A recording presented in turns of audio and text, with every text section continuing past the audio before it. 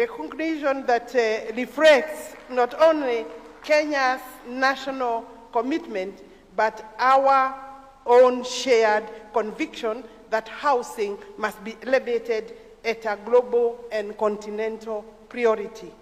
Your Excellency, across Africa, rapid urbanization is no longer a future prospect. It is our present reality.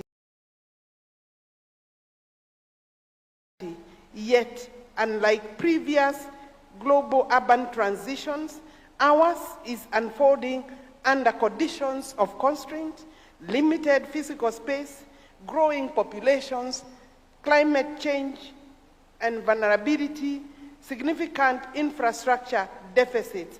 The list is long. This presents us with a dual reality. On the one hand, our cities are engines of growth, innovation, and youth employment. On the other hand, without deliberate and coordinated interventions, they risk becoming centers of exclusion and centers of inclusion and vulnerability.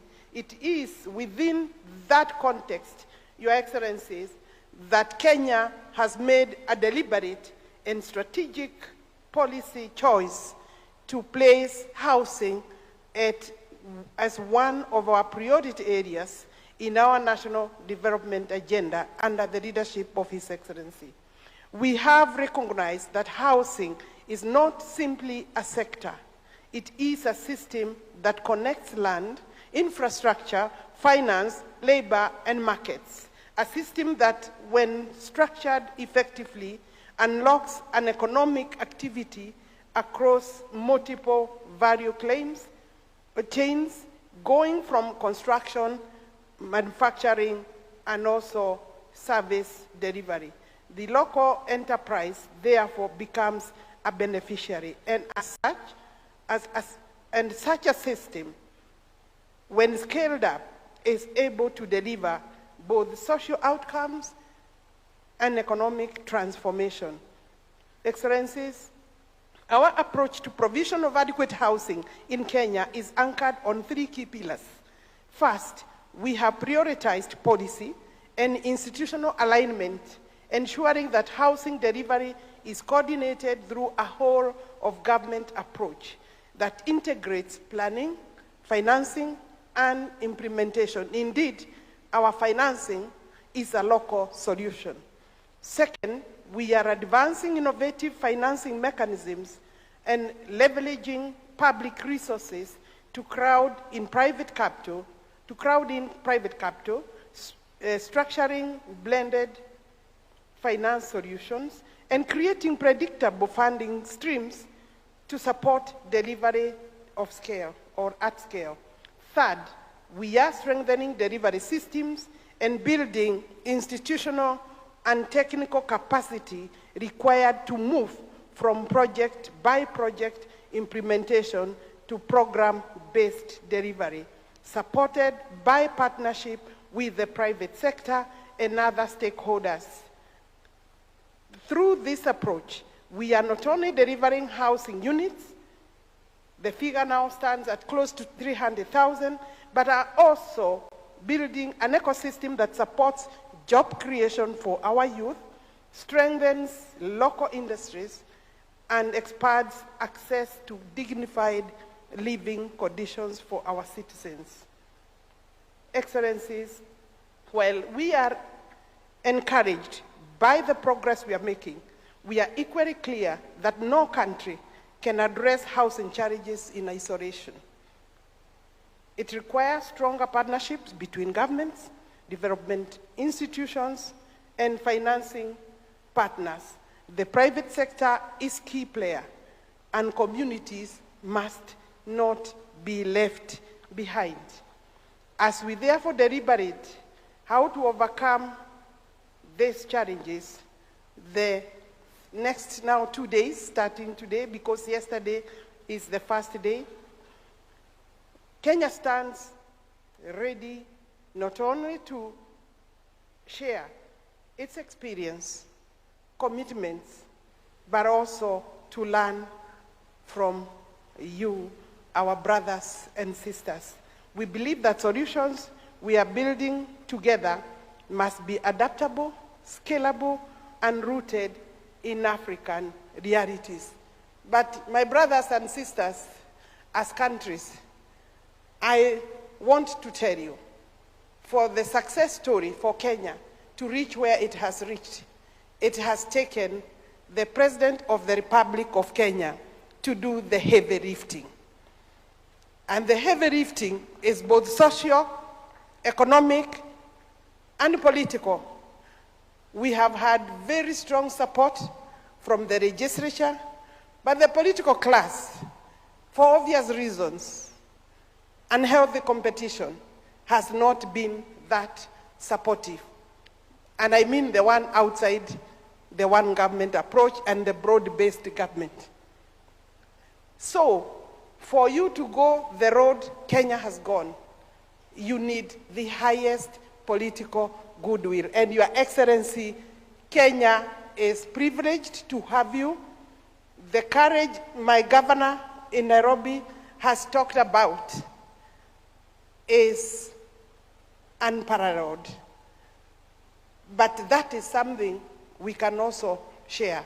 His Excellency is not just a champion in Kenya. You have heard the platforms that he is leading, and we want to encourage you, Your Excellency, because this space is not new. It has been there, but the prominence it requires can only be given from the political platform that you stand, Your Excellency, with other member states, heads of states. And I'm therefore grateful as the Cabinet Secretary in this ministry to be able to host on your behalf, Your Excellency, the number of ministers, my colleagues who are here, and they have come, they came 2 days ahead.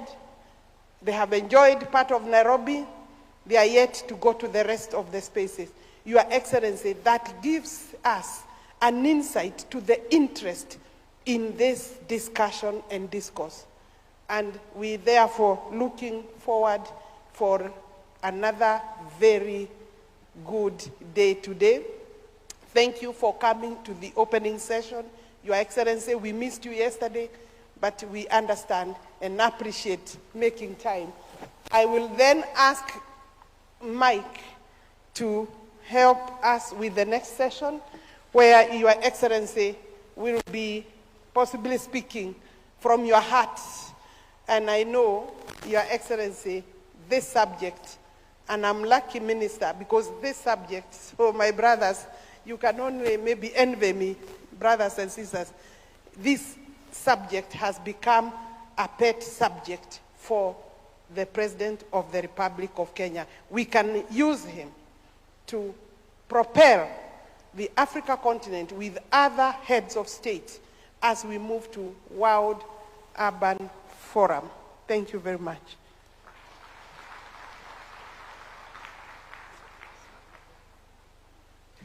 Another round of applause for Cabinet Secretary Alice Wahome. Thank you very much. Your Excellency, I believe all in this room believe that the future is urban.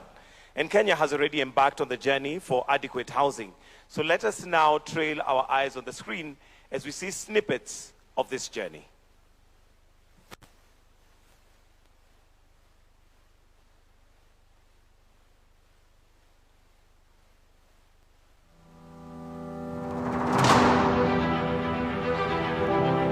Africa is not waiting.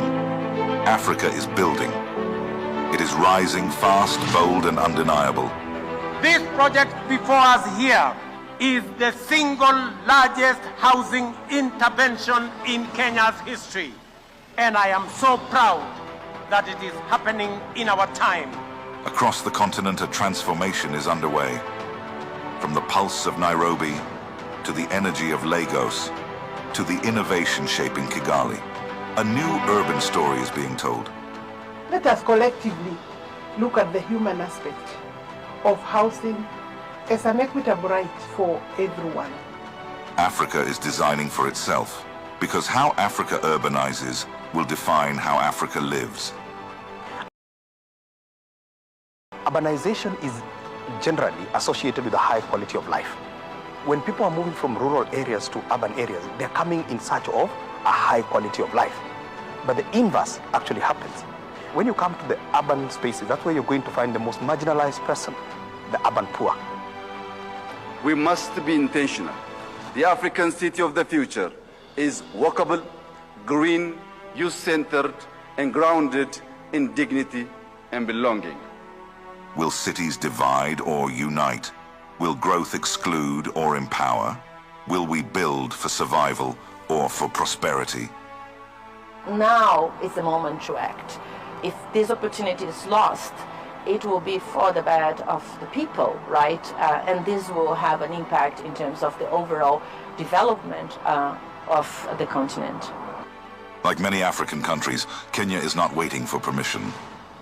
Every skyline rising is a signal. Every system built is a promise. Every innovation is a step toward a future. Sai niko na kwangu, sisumbuliwi, sigongewi mlango. Pamoja mpaka nilikuwa napika na ya koko, but hapa nimekuta gas. Dignity also, it's kind of lifted up, not the same way while you are still in the slums. We know that the future is urban, so we must manage these spaces so that we're able to coexist, ensure that we have proper transport systems. Top of all is ensure that there's some ownership so that they can be able to gain some dignity and feel like they're part of the life. Adequate housing for all. It is not a slogan. It is the foundation of Africa's transformation. Because the future of Africa is not a distant dream. It is being built right now. Agenda 2063 is not a document. It is our aspiration. And in this defining moment, one question remains: who will shape it?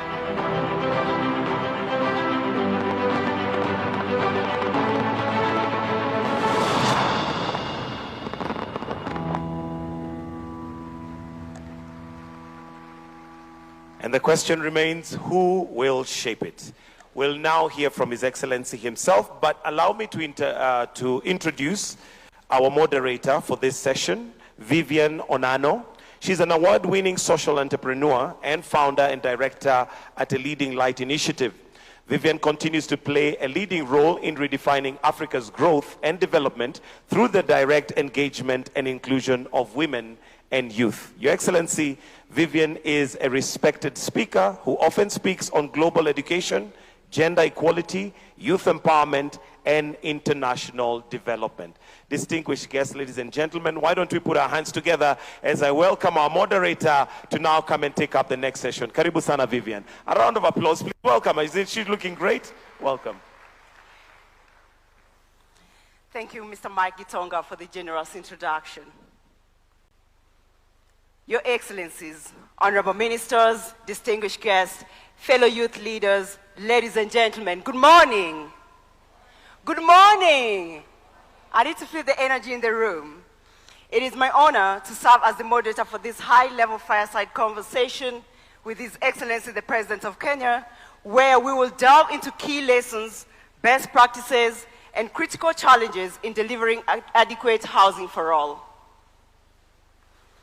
Africa is undergoing the fastest urbanization globally, with urban populations growing at over 3.5% annually. By 2050, our urban population will double, from approximately 700 million to over 1.4 to 1.5 billion people. Nearly 65% of Africans will live in cities. We are not simply urbanizing. We are building the future economic engine of this continent. And yet, today, over 56% of urban Africans live in informal settlements. Cities already generate more than 75% of national income, yet remain underfinanced and underplanned. This is not just a housing deficit. It is a systems challenge. Land, finance, governance, and ultimately, delivery. Closing Africa's infrastructure gap alone requires $130 to $170 billion annually, while global systems hold over $400 trillion in capital, highlighting a fundamental mismatch between need and capital allocation. Housing is one of the most powerful economic multipliers we have. Every dollar invested can generate up to $2.5 in economic activity, contribute up to 5.8% of GDP, and create up to 5 jobs per unit. So the question is simple. What will it take to deliver at scale? And who will take that responsibility? To respond to these critical questions, I would like to welcome to the stage a leader who has made affordable housing for all his national priority, has risked his political capital to ensure that it is not just an agenda on the manifesto, but a reality for millions of Kenyans. He is a powerful continental voice, and recently, last year at the United Nations General Assembly, he was recognized by the United Nations as a global champion for affordable housing for all. Ladies and gentlemen, please put your hands together for His Excellency, Dr. William Samoei Ruto, the President of the Republic of Kenya, as he comes to the stage.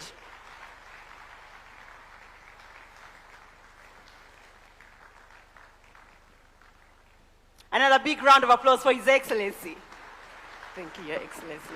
Vivian Onano. Thank you, Your Excellency. Oh, you may be seated. Thank you. Thank you, Your Excellency, for joining us today. Mr. President, our session is really designed as a conversation, weaving together leadership and delivery, financing realities, global systems, and continental commitment. So without further ado, I'll dive into my first question. Africa's urban population is growing faster than infrastructure delivery, with cities expanding at over 3.5% annually. Under your leadership, Kenya has positioned housing at the center of its development agenda, recognizing as both a social and economic priority. In the next 2 to 3 months, your administration will have completed over 273,000 housing units, with another 500,000 planned for development, with over 640,000 direct jobs created. This is Africa's largest affordable housing program.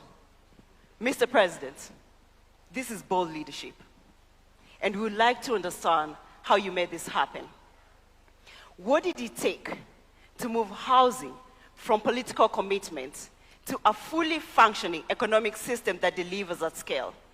And what are some of the bottlenecks that you have had to intervene on to ensure affordable housing remains a national priority, Mr. President? Thank you very much, Vivian. And welcome colleagues and friends from across our continent to Kenya. The conversation that you want to engage me in is a conversation that is very close to my heart. Affordable housing is not just about houses. It's about people.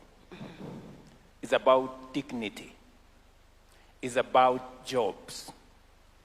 It's about careers. It is about business and much more. And you have asked me a fundamental question that how did we move this from manifesto, from documents, from ideas into reality? And I have only one answer. It takes leadership.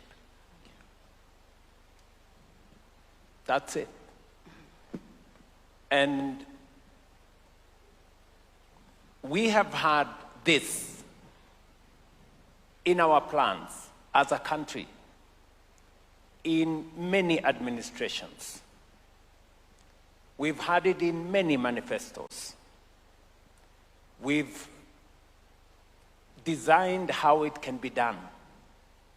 But until you find the leadership that has the courage to translate it into reality, it will remain aspiration, it will remain talk, it will remain documents, it will remain campaign promises. And one more thing, you cannot undertake such a fundamental and consequential undertaking if you are focusing on the next election. It has to take a longer-term focus in the next generation. That's what it takes. If you focus in the next election, you will not do it because it is difficult.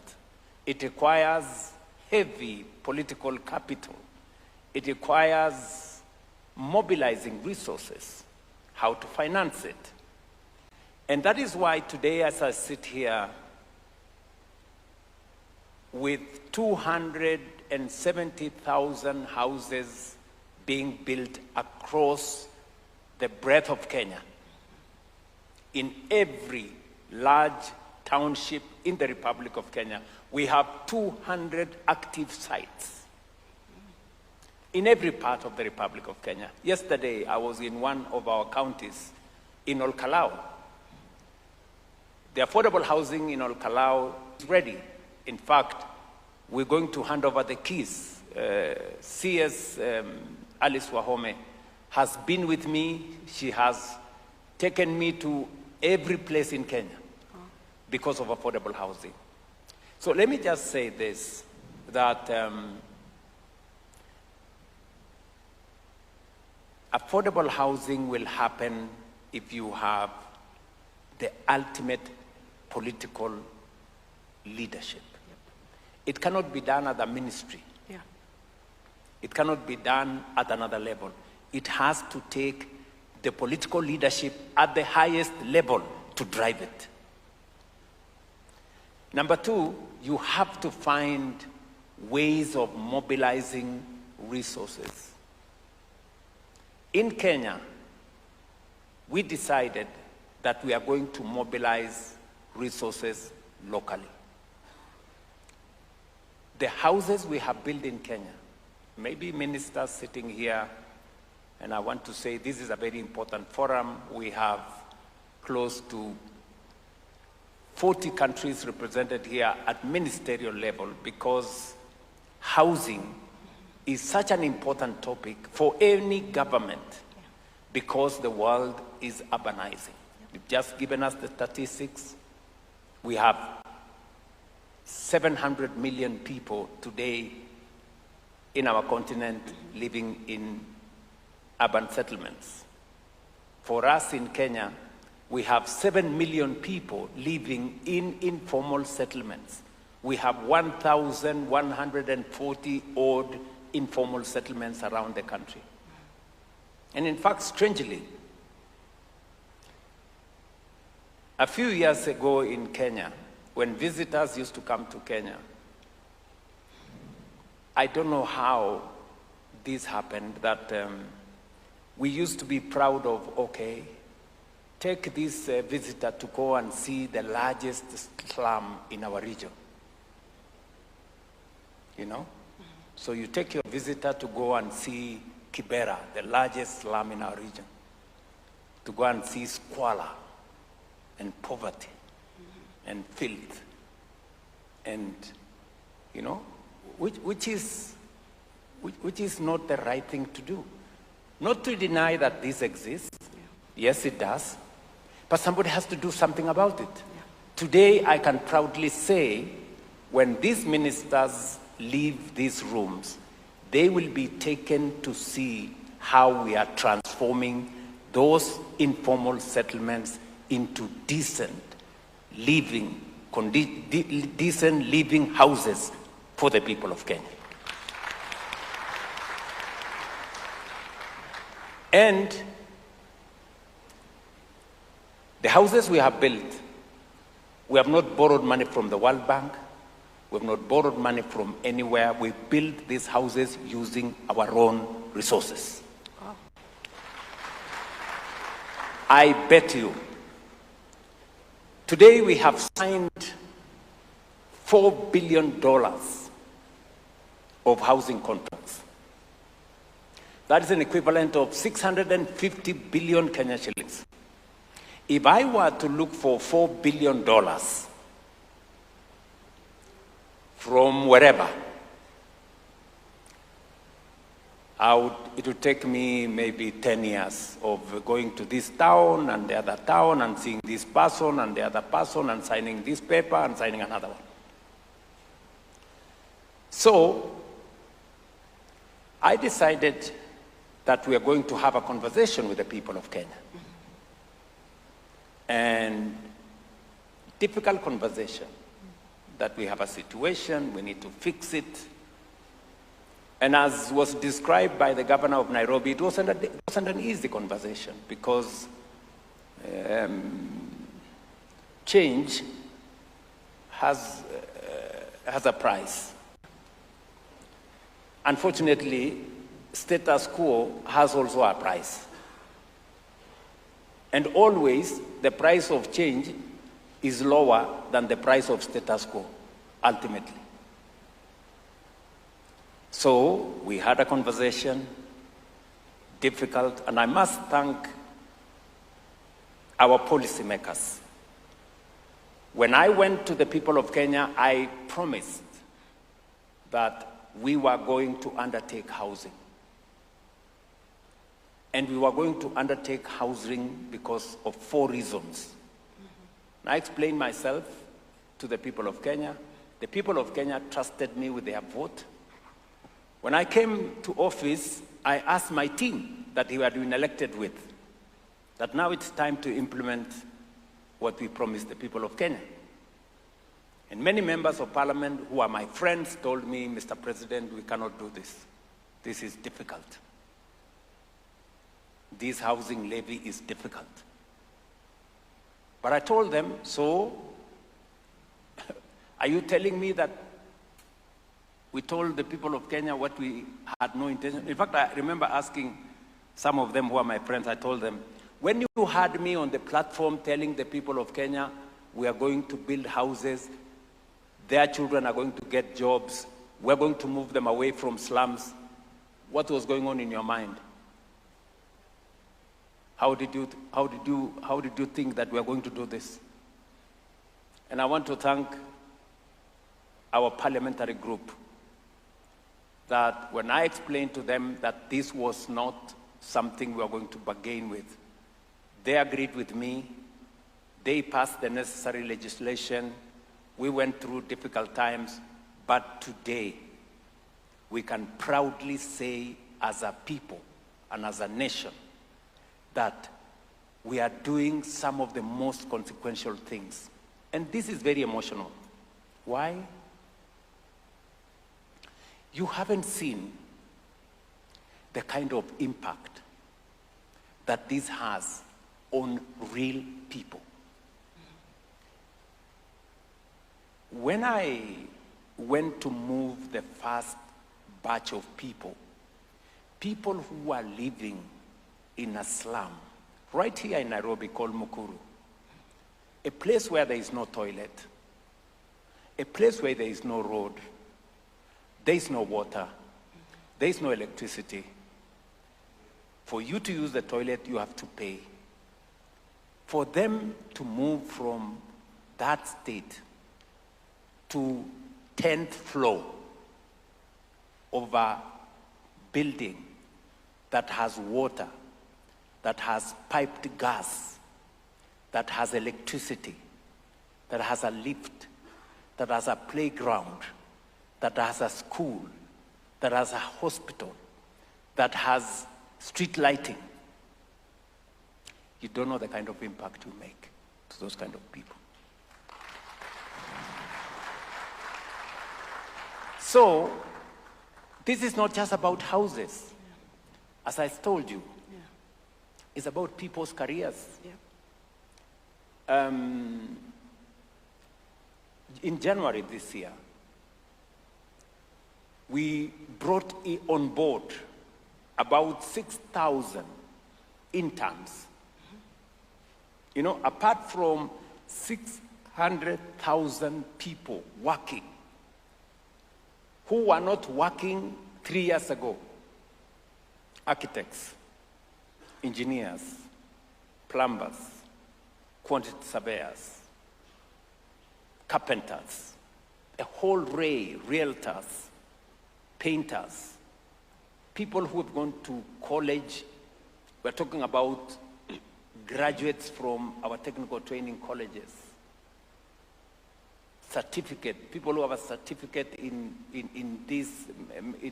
electrical, in being an electrician, people who have degrees in architecture. These are real people with real careers to pursue. Today they have a chance to pursue their careers. Today, because of the housing program, we have industries that have come on stream.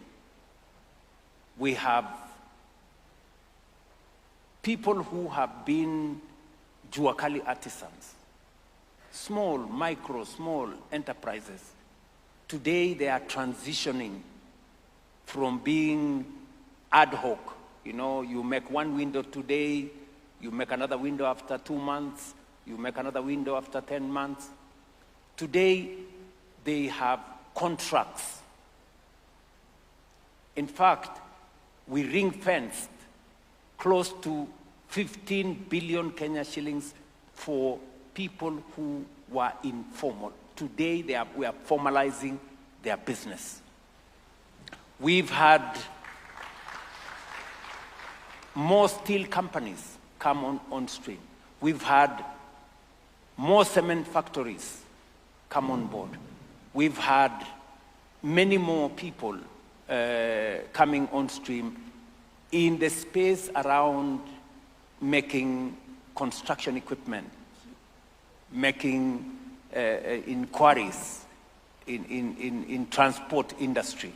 More transporters are coming on board. So we have built a whole construction industry around housing. What is more,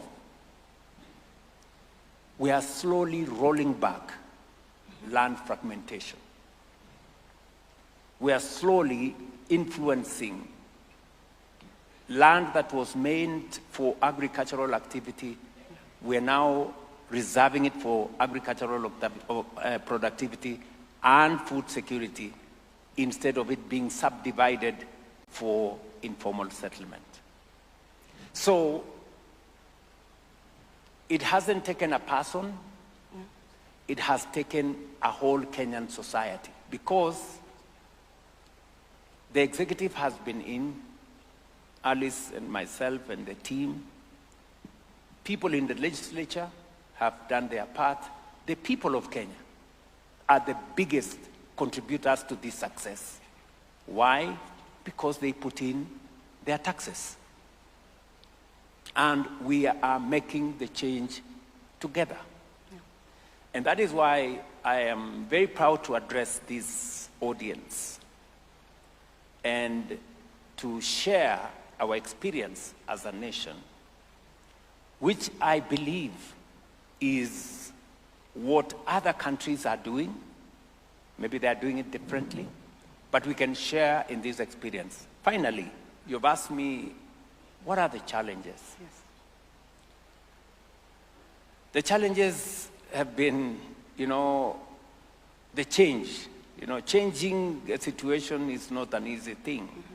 So we've had political pushback. We still have politicians who still think you can make populist, we are going to stop this housing because we are protecting the pay slips of people. Such pedestrian talk. Mm-hmm. How do you cannot see the 640,000 people working. You don't know what to do with them.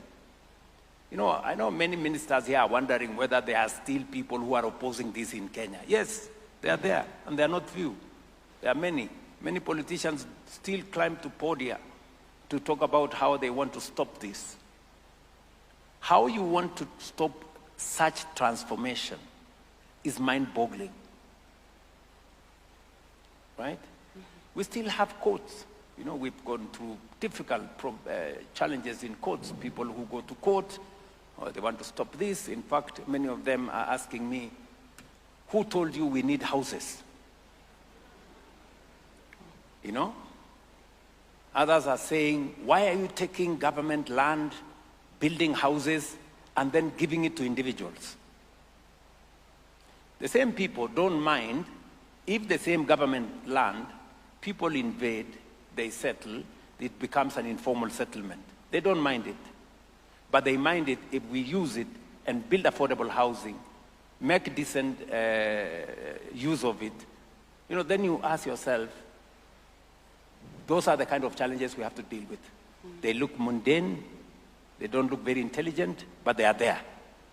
And we have to confront them every day. Sometimes they come from people who you think should know more, you know? I remember telling one of my friends who was opposed to this housing, and I was asking them, my friend, in your house, you possibly have 3 or 4 toilets. One in your bedroom, one somewhere, another one somewhere. There are people who don't have a toilet. They have to pay to use a toilet. That is the conversation we're having. It is as basic as that. So if you don't see the value of a social house or an affordable house, there are people who desperately need it because at the very least, they need a toilet of their own. That's how basic it is. And finally, let me say this. It is about dignity. Yeah. Giving people dignity. It is about getting another group of people to own something. Today, in a social house, for as less as $30 a month, you become a homeowner. That would not happen under any other circumstance. It would not happen. If we left this to the private sector, the private sector builds for those who can afford, not those who need. Government must think about the people who need the houses. And that is why policy becomes central to the delivery of housing. Sorry I've taken long. No, Mr. President, this is fantastic. Ladies and gentlemen, you've heard from His Excellency. This is bold, transformative, and courageous leadership in practice. Mr. President, thank you for bringing the human face to the affordable housing agenda. It's very important for us to see it's not just about housing, as you've said, but it's about dignity, and it's about the people. Mr. President, we have other leaders in the audience that would like to also bring into this conversation and hear from them. My first question I'd like to pose to Her Excellency Anna Claudia Rosbach, UN Under-Secretary General and Executive Director of UN Habitat. Madam Executive Director, when you talk about the future of Africa,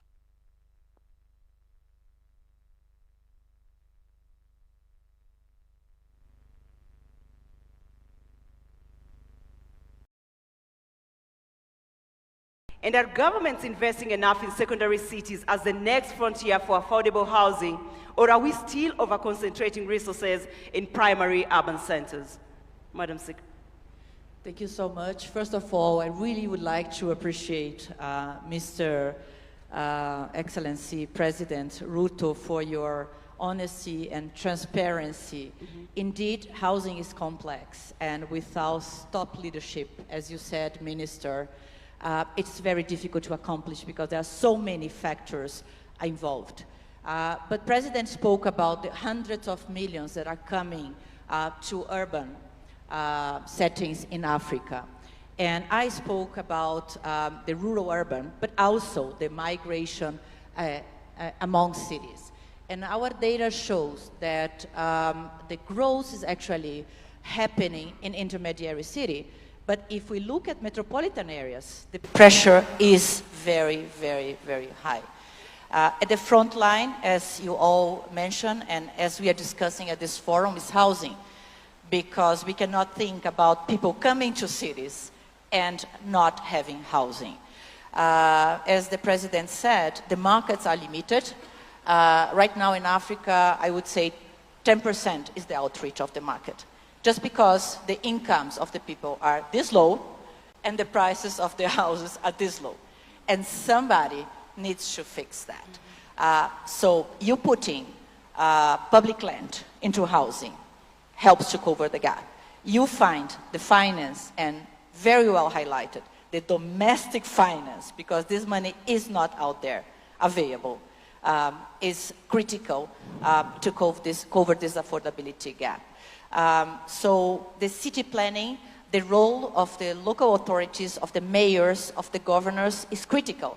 Because if we don't line up these actions, the money, the regulations, you mentioned a law, you change the law that comes from the national level, the programs that comes and the planning that comes from the national level, if we don't line up with what's being done at the local level, if the governors, if the mayors, they don't plan for this growth, then it's going to be sustainable. So you need to build the houses, but you need to be conscious that where you build and how you build make a difference. And here I would like to call attention for the densification of the housing program, because indeed, we cannot continue urban sprawl. This is affecting food security, this is affecting our natural resources. So this is also, you mentioned, Mr. President, about a social pact that you did with the Society of Kenya, but this needs to be replicated at the local level. Because if you don't agree with the society, how the city is going to grow, up and to the side, and for whom, then it's not feasible. Thank you. Thank you, Madam Executive Director, for reinforcing the importance of... Can you allow me just to backstop what she has said? It is very fundamental that governments at all levels are aligned. I must commend the leadership of Professor Anyang' Nyong'o in the Council of Governors, because it wasn't going to be possible for us to roll out this in a very short time if we didn't have the partnership of our county governments. Today, approvals for houses take the shortest time possible because we have standardized many things, and we have agreed with the county governments that whether it is national government land or county government land, this is land that belongs to the people of Kenya. There are no national government people, there are no county government people, we only have the people of Kenya. And it has been of immense, assistance that we have aligned ourselves and aligned the program with our county governments. And secondly, on the issue of infrastructure, because part of what we put into legislation is that apart from building the houses, water, sewage, roads that make it possible for citizens to access this affordable housing is part of the development of the housing. So that's not just about houses, it's about how those houses are going to be livable. And finally, is densification. She said a very important thing. We started with ground plus 4. We went to ground plus 9. We realized that was not enough. We went to ground plus 24. We are now getting even higher because you cannot continue to have what she called sprawling cities, because land is finite. You can only have so much land. But populations are increasing, you need more land to produce food, and less land for housing, so you need to go vertical.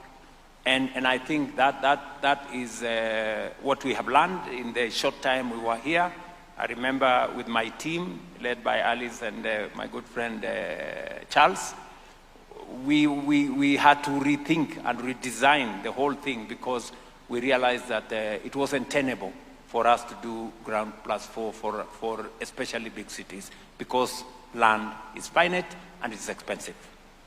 Thank you so much, Your Excellency. And now that you're talking about county governments, recently we witnessed the signing of a new partnership agreement between the national government and the Nairobi City County government. This is not the first time such an arrangement has been pursued. We previously saw a similar model that led to the establishment of the Nairobi Metropolitan Services. This partnership has sparked an important debate. Some argue that such partnerships risk undermining the gains of devolution, while others contend that Nairobi, given its role as the nation's capital, economic hub, and diplomatic center, requires a unique governance approach. Mr. President, what distinguishes this new partnership from the previous arrangements? And most importantly, what tangible outcomes should Kenyans expect to see as a result of this new renewed collaboration? There's a world of a difference between the partnership under NMS and the partnership we have today with the county government of Nairobi. Under the previous arrangement, it was a transfer of functions. We are not undertaking any transfer of functions. We are working in partnership with the Nairobi City County because Nairobi City County is also the capital city of the Republic of Kenya. And the law outrightly states that the Nairobi City County needs to have a special arrangement with the national government because Nairobi City County also is the seat of the government of Kenya. And therefore, we've undertaken this agreement, and for the first time, a president in Kenya is going to address the assembly of a county, and I will be doing it today at 2:30 p.m. Because that partnership is important. We've agreed on the parameters that need to be undertaken, on making sure that the city is clean, on making sure that the city is lit, on making sure that the city is motorable. So we have agreed on which is not the subject of this meeting. We have agreed on what we are going to do with the Nairobi City County. And I am very happy and I'm very proud that we have this agreement. It is not about the president, it's not about the governor, it's about the people of this city, and it's about the capital city of the Republic of Kenya.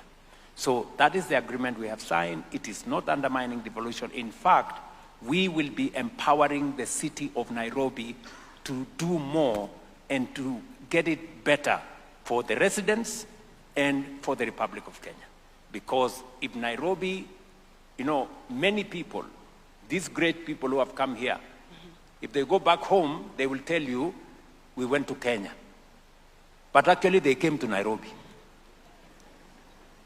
So Nairobi must present the right face of Kenya. So that is what we are trying to achieve. Thank you, Your Excellency. So yeah, we've heard from His Excellency on bold leadership, courageous leadership to get this big, audacious initiative going. But Mr. President, we also need money to ensure that we deliver at scale. So to respond to this question, I'd like to speak to Mr. Abbas Jar, Practice Manager, Urban Development and Disaster Risk Management, Eastern and Southern Africa at the World Bank. Mr. Jar, policy sets direction, but financing determines whether we arrive. Financing remains critical on both the demand and supply sides. Despite over $400 trillion in global capital, African cities remain underfinanced due to perceived risk, weak project pipelines, and limited creditworthiness. Mortgage penetration remains below 10% in most African countries, largely due to income informality. What is preventing private capital, particularly African capital, from flowing into housing and urban infrastructure? And what would a fully functional housing finance ecosystem look like? Thank you, Vivian. I think one of the advantages of coming towards the end is that everything that needs to be said has already been said. So I can just pick on the points previous speakers made. I want to begin by really commending His Excellency President Ruto's leadership on housing. And what I really appreciate at a personal level is the way you link housing to jobs and dignity. I think one thing, the Cabinet Secretary made a very good point, which is that cities are not just where jobs are created, it's how jobs are created. And that is something that is really, really important. If you think about cities and towns, they are places where people connect with other people across space and time to create value. And once you start thinking of a city or a town like that, everything else falls in place. And housing is one of the parts of that puzzle. So let me just start with a couple of numbers that are so sobering that it makes you pause. So in the 3 days that we have the Africa Urban Forum, 120,000 Africans will have moved from rural areas to cities. If we don't get this housing part right, 12 million Africans will live in informal settlements in precisely the substandard existence that the President mentioned, with the lack of dignity, with the lack of basic services. So we have to get this right. We cannot afford to not get it right. To come to your question, Vivian, what will it take? I think it will take 3 things. And the President has already mentioned a few of those. First, fix the land, fix the street, fix the sewage and the water before you put the housing in. That is super critical. And we have examples in Kenya, Dandora, we have examples in Angola, we have examples in Cote d'Ivoire of sites and services, which precisely does this. You put in the trunk infrastructure before the housing is built, so that you ensure that the private sector can come in a meaningful way. That's number one.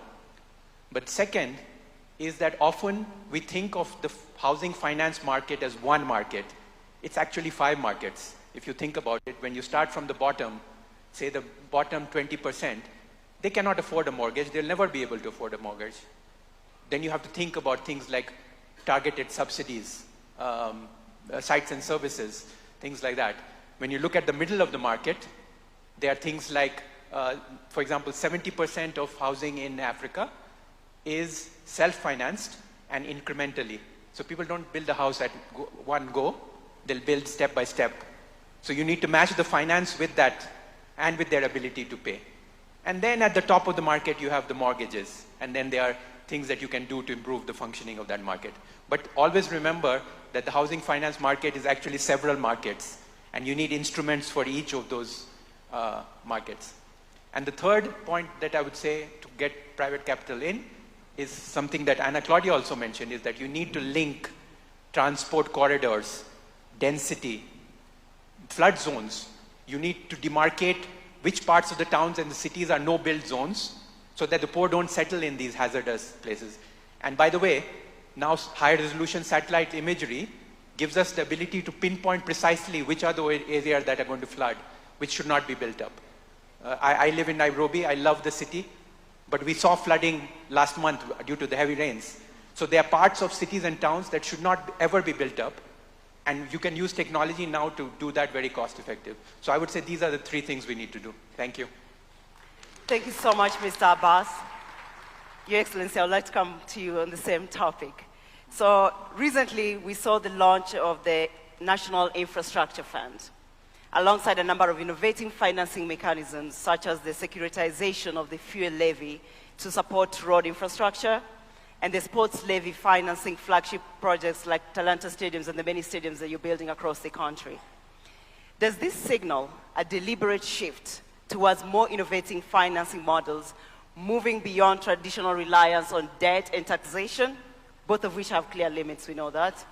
And secondly, with the National Infrastructure Fund now in place, should Kenyans expect to see accelerated investment in critical urban infrastructure, particularly in areas such as clean water and sanitation, drainage and sewer systems, and universal access to electricity? Thank you very much.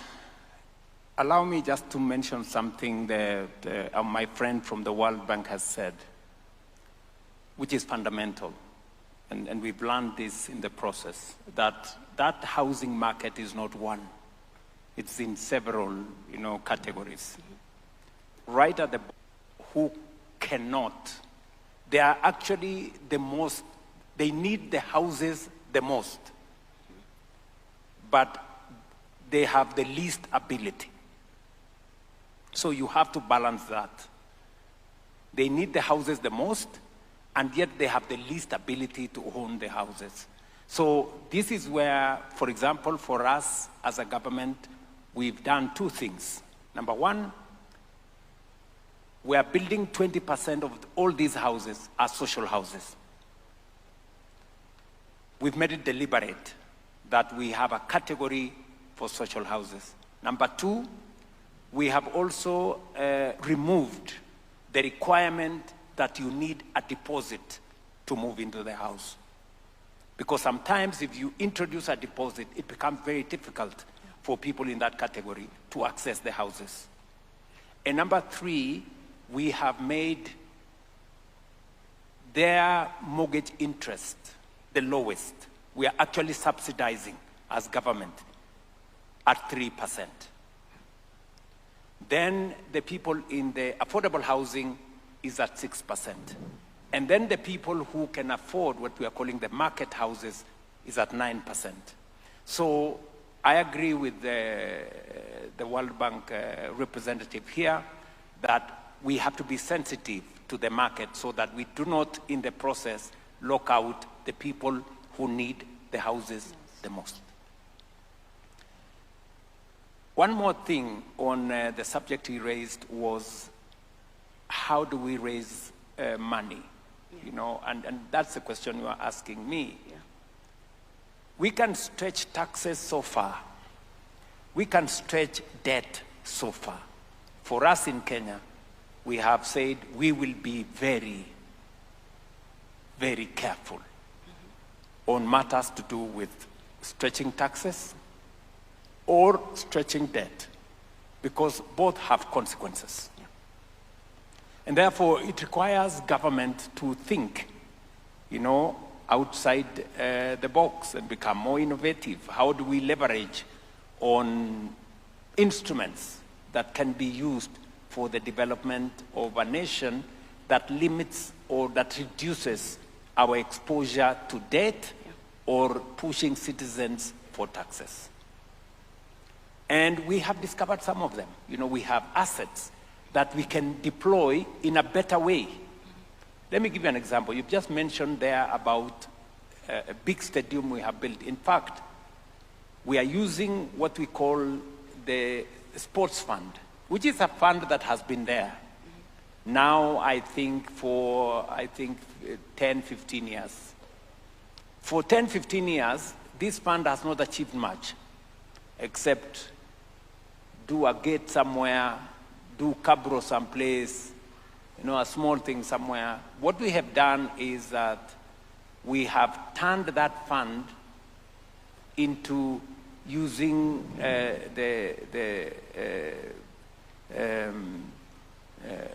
leveraging on the capital markets through securitization.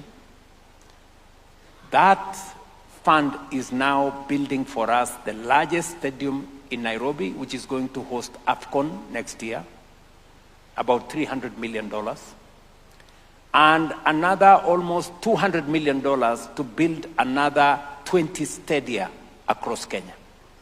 Because Kenya is a sporting nation. Yeah. So many people are asking me, but where has this money come from? Have you gone to borrow more money? What have you done? So, innovative financing. Let me give you another example before we go to your question. We are building another huge conference facility. In fact, the next time these good people come to Kenya from August this year, they will be having this session or whatever session they will be coming in Bomas of Kenya. We're building another close to 350 million conference facility. Again, we haven't borrowed any money from nobody. We've used our own instruments that have always been there. The tourism levy, which has been there now for 20 years. And if you ask, what has this tourism levy done in 20 years? Nobody can point to any meaningful thing that it has done. Today, we are completing a $350 million conference facility that is going to, using the private sector, we're going to have 1,500 bed, 3 hotels, 5-star, you know? So this is innovation. It's not, we are not adding any more taxes. We're not borrowing any more money. We're just leveraging on the assets that we have. And you have mentioned the National Infrastructure Fund. This is part of the thinking that we have gone into. It is in our manifesto. When we wrote it into the manifesto, I did sign the law a month ago. I think today or tomorrow we are advertising for competitively for a board to run it. We have the first $800 million into that fund that came from our IPO privatization of Kenya Pipeline. God willing, we will have another $2 billion into that fund in a short while as we undertake raising money using our mature assets as a nation.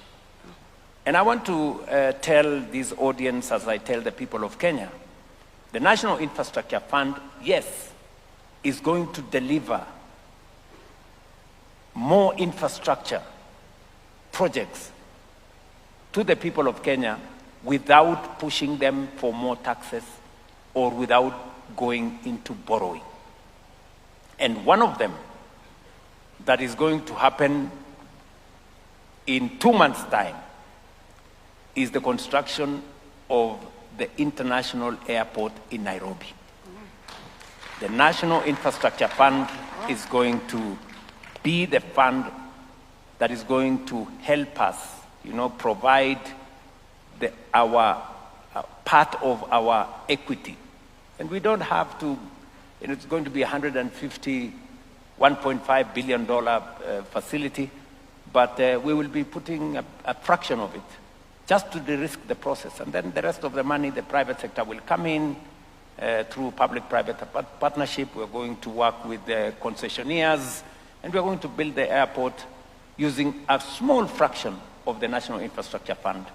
We already have 15 mega dams that are going to benefit from this fund. And I did make a commitment to the people of Kenya that any money that we raise from privatization, that we raise from mature assets of the nation, will be put in this fund. It will not be used to pay salary. It will not be used to pay debt. It is going to be used to develop infrastructure so that we replace one piece of infrastructure with 2, 3, 4, 5 others. That is how we intend to drive this into the future. Thank you so much. So, ladies and gentlemen, if you were still asking yourself, how is His Excellency the global champion for affordable housing for all, you've heard it from him. It's not just about the political will, it's not just about the bold leadership, but he also knows how to get the resources that's needed to make these ideas a reality. A big round of applause to His Excellency. No, just one more. And now I'll turn to His Excellency Moses Vilakati, African Union Commissioner for Agriculture, Rural Development, Blue Economy, and Sustainable Environment. Your Excellency, in your speech, you have emphasized that the Nairobi Declaration must move beyond aspirations to clear commitments and measurable actions. What specific accountability mechanisms will the African Union put in place to ensure that member states actually deliver on affordable housing targets, particularly for low-income and informal settlement populations? Your Excellency. This is a mammoth task, but it's doable. Thank you, Your Excellency, for this elaborate and eloquent presentation, because it shows that it is doable. Now, here, Your Excellency, there's going to be a declaration termed Nairobi Declaration. As the AUC, we are proud that we'll be part of that journey. And once that declaration is there, it is then taken to the Assembly. I can assure you, Your Excellency, that in February next year, it will be there, so that your colleagues, heads of states and government, can then endorse it for implementation. Because our process always starts from there. That heads of states, governments have seen the document, they've looked at it, they edit it, they delete certain things, they add other things, because that is how it's supposed to be.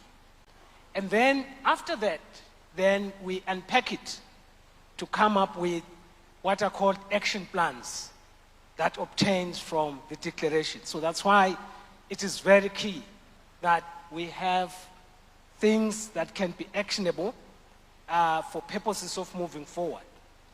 Now, then once we have those action plans, the member states then adopt it, they take it forward, they take some of these ideas that are coming from here and start saying, what is it that we can do?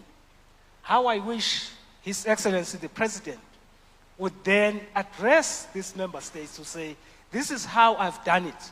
Yep. This is how I've changed slums. As the champion, he can be able to elaborate, because hearing from somebody who has done it is like seeing, and I'm sure other countries can then take it from there. So that is then the actionable plans.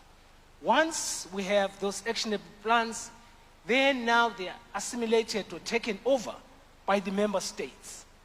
So every 2 years, this forum meets. That is where then we come up with what we term biennial reviews. Because now we have to say, this is where we were.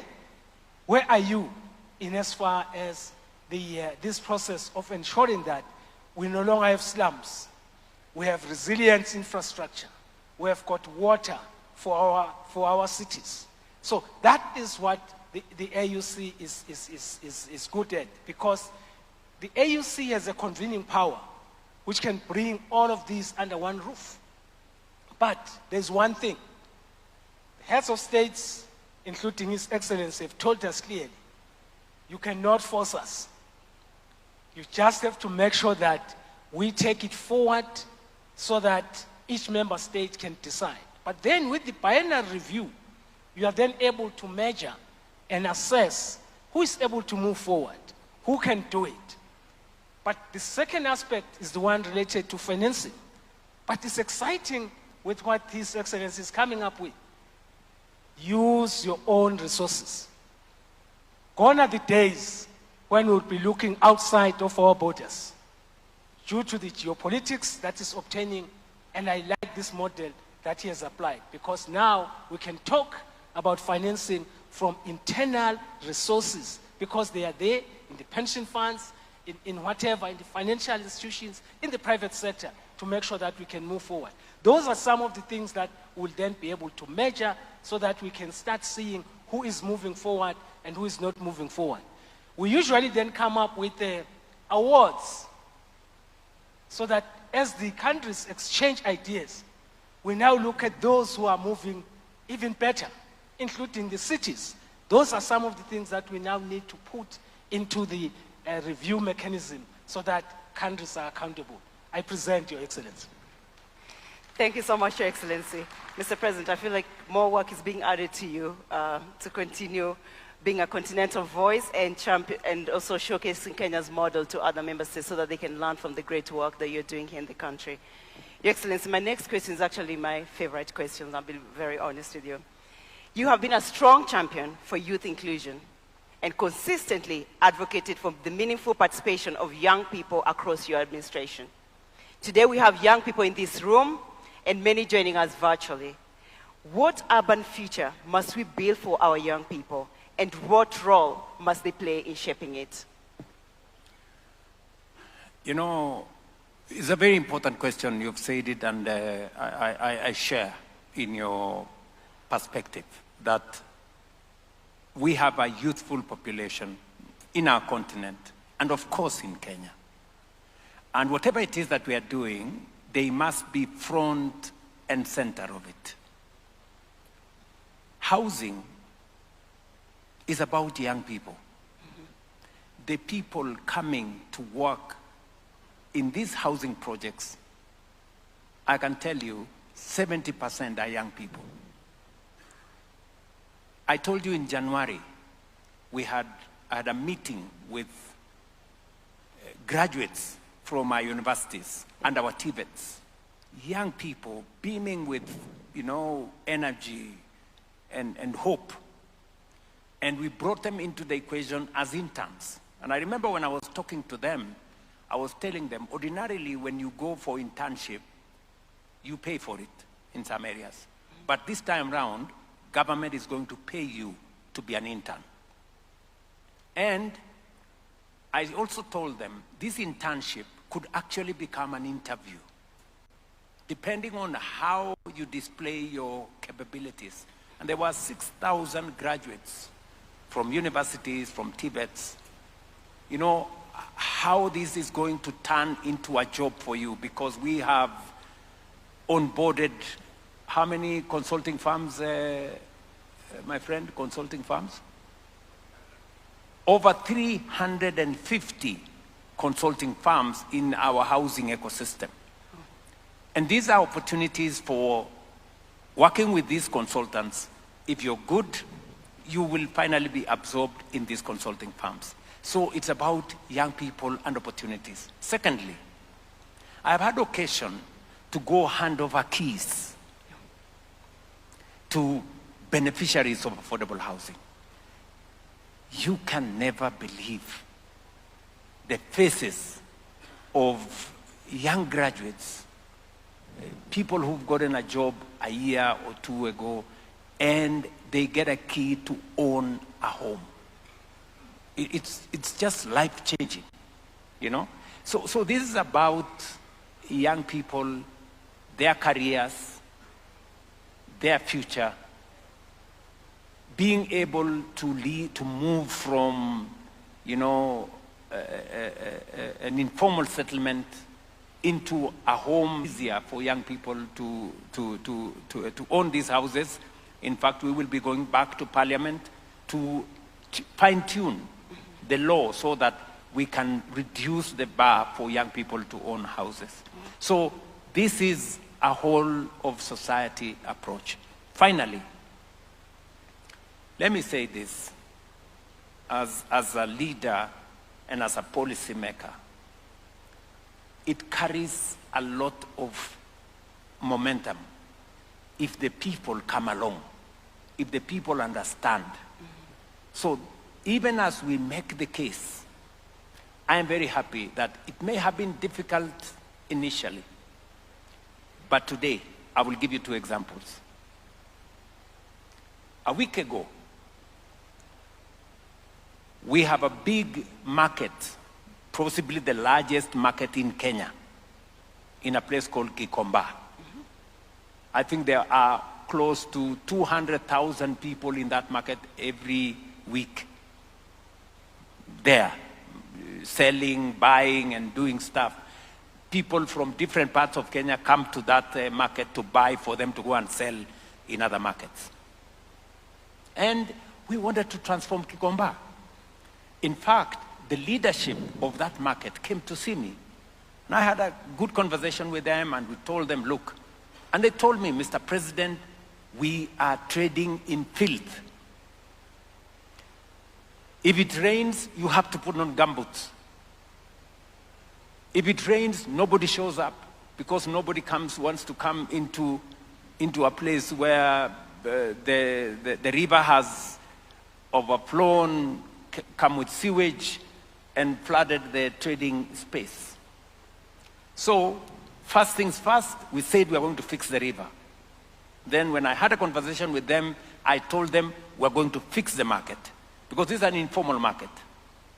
So we did the designs, we worked with the county government, we worked with the leadership of the market, and they told us we're ready to move.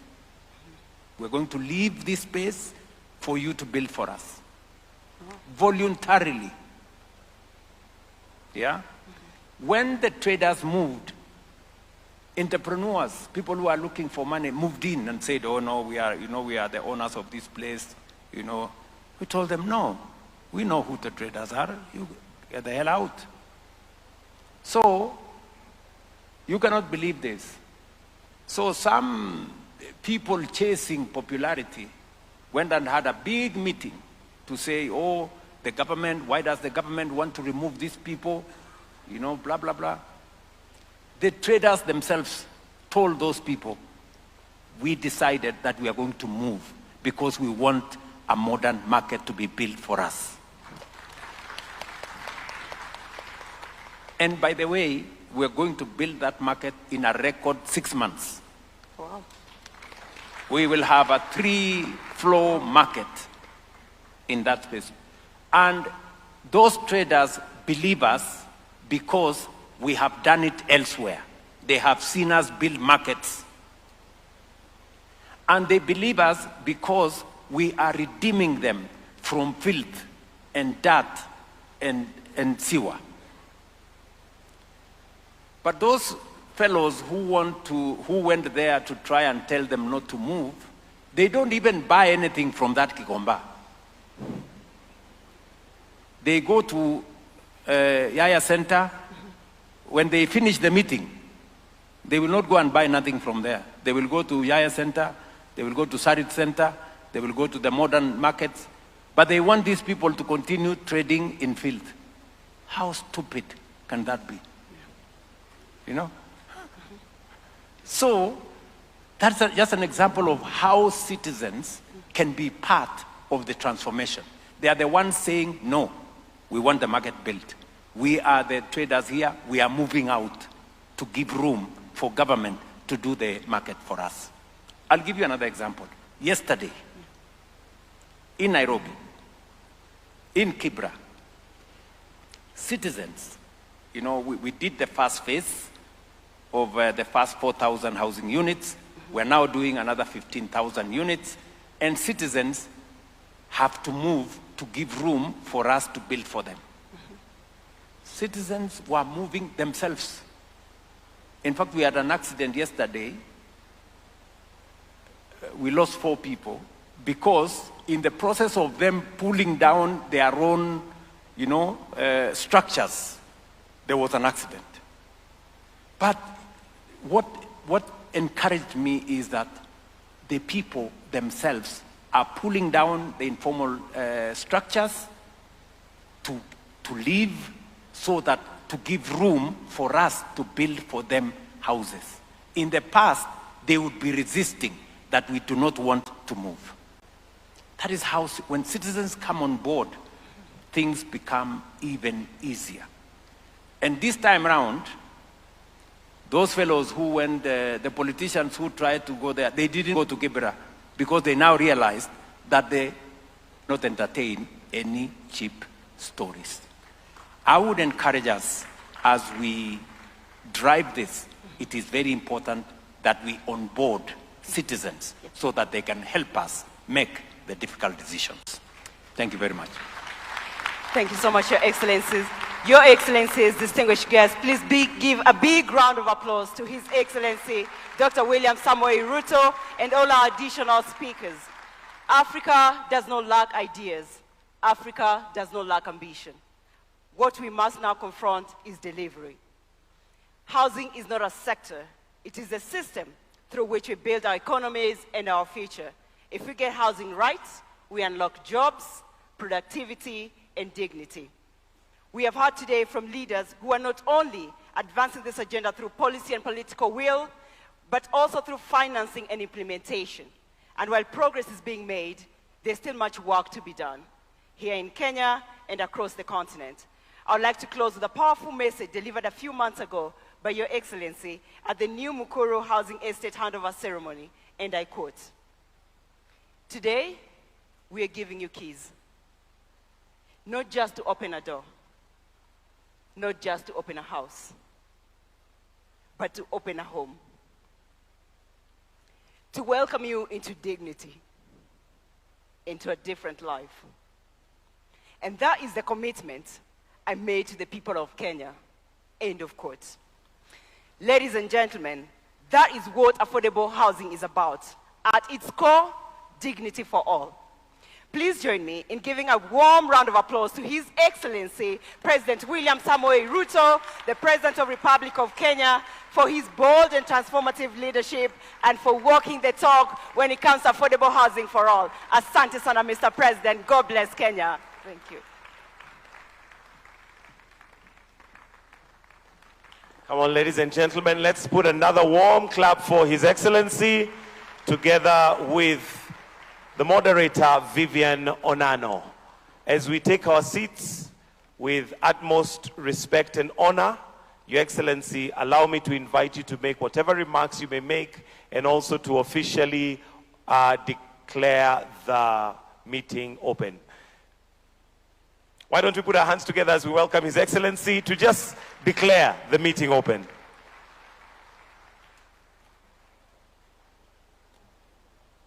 Ladies and gentlemen, I have nothing useful to add.